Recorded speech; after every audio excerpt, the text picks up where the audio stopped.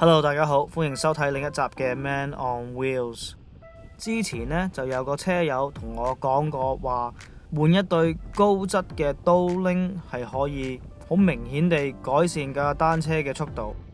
佢一個流線型嘅設計就可以做到呢個擾流嘅作用，令到你喺某一個速度以上可以更加容易保持車速。咁我哋就用以下呢一個例子嚟分析一下點樣做到呢一個效果。畫面上有一條30mm 嘅車鈴，係一條好薄身嘅設計。當個單車向前行嗰陣時呢，我哋就會迎面咁撞埋啲風度，啲風就會越過車胎，之後緊貼個車轆，穿過呢個車身中間嘅範圍，然後再次越過呢個車轆嘅後面嘅。大家可以見到啲氣流係非常之唔穩定嘅。之後我哋就換一個厚1倍嘅車鈴，今次呢，你見到好明顯啲氣流係越過車胎同車鈴之後係穩定好多嘅，就變成少啲阻力。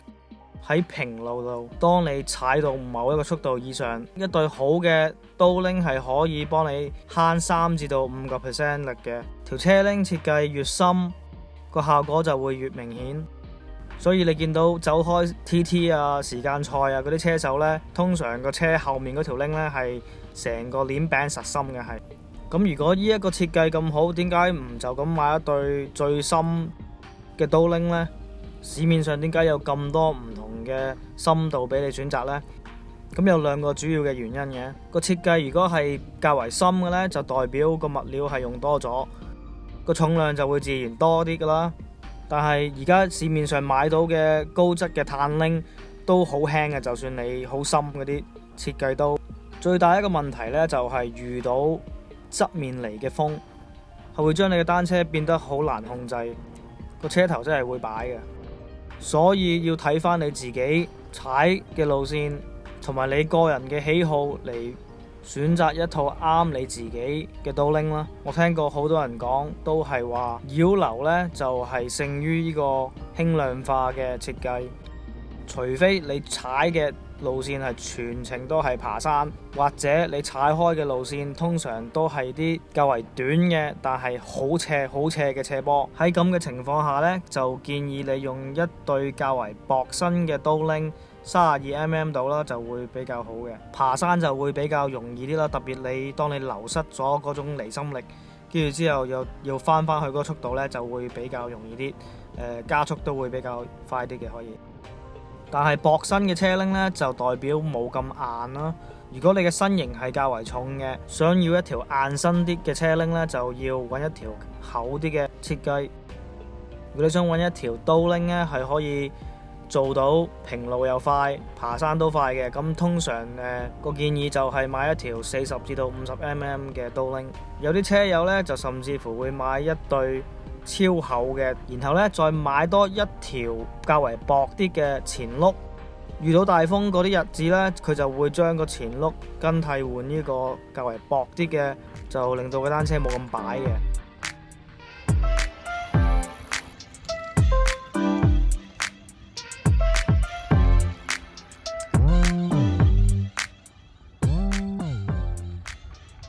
咁我以下呢，就有一個比例圖嚟比較薄身同埋厚身嘅分別。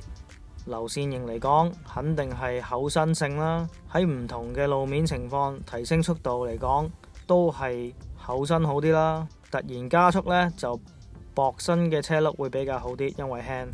重量唔使講啦，肯定薄身輕啲啦。個硬度呢，就厚身，因為多物料，個車轆就唔會咁容易扭曲。遇到橫風嘅穩定性呢，就肯定薄身好啲噶啦。價錢嚟講呢，通常薄身呢就係平過厚身嘅。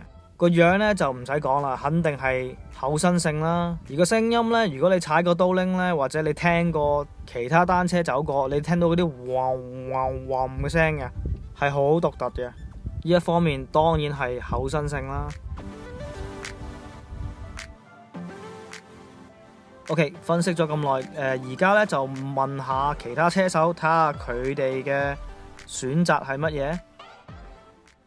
OK， 我隔離呢一位車手呢，我諗佢應該係有2部公路單車嘅，咁佢其中一部呢，就即係而家今日踩緊呢一部啦，就係用緊一套刀拎嘅。等我問下佢嘅選擇係咩先。我而家用緊呢一對呢，就係50mm嘅。我選擇呢一個尺寸嘅原因係好簡單嘅啫。我覺得薄身嗰啲呢，真係俾唔到啲咩效果你。即係以我哋踩嘅方式，同埋喺呢一頭踩單車，雖然都有好多爬山，但係呢，你話如果總括嚟講，一個車程有幾多走幾多公里嘅，厚身啲嘅刀拎呢，就可以發揮到佢嘅功效嘅地方比較多咯。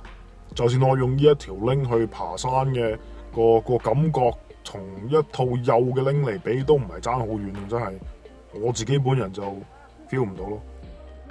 OK， 之後呢，我又問咗另外一位車手，我哋又聽下佢嘅分析啦。我而家用緊呢一對係23mm嘅，係鋁製嘅。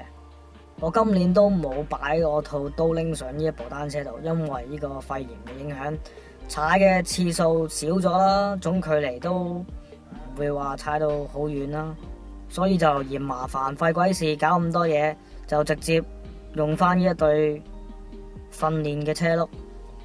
厚身嘅刀拎當然係個感覺係好啲啦，喺平路度。我嘅選擇係40mm，遇到風會冇咁擺咯。我之前都有一對更加厚嘅刀拎，但係個感覺真係好擺嘅，遇到風令到你無時無刻雙手都要揸實個手把。咁你有時踩車嗰時要鬆開其中一隻手嚟俾手勢指示啊、食嘢啊、飲嘢咁啊，就會變得好危險咯。我個人覺得安全係最重要嘅，咁特別係你同群組踩咁近，大家都係得個隔開個幾寸，有啲咩事你嘅單車一擺真係好容易搞到撞車嘅。OK， 聽完大家嘅分析之後，唔知道觀眾你哋嘅選擇又係乜嘢呢？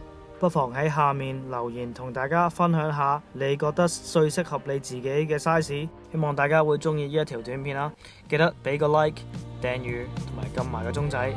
今集就講到咁多啦，多謝收睇，下次見。